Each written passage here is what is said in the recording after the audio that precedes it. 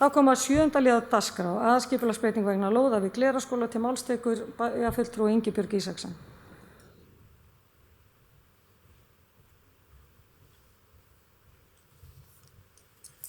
Forseti, ágætu bæjarfulltrúar. Er ræða 3. lið í fundargerð skipulagsráðs frá 12. júní síðastliðnum. Lögð var fram að lokinni kynningu samkvæmt 2. málsgrein 30. grein skipulagslaga tillaga að breytingu á aðalskipulagi sem felur í sér stækkun skólalóðar Glerárskóla, merkt S27, vegna byggingar á nýjum leikskóla.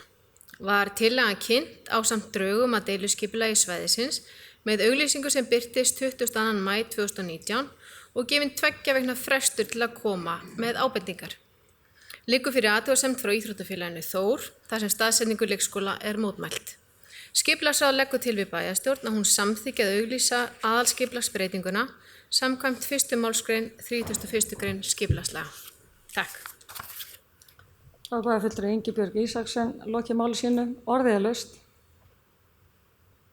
Sem enginn hefur kvað sér hljóð til þess að geta samþykkt þessa tillögu gefið merki. Það er 11.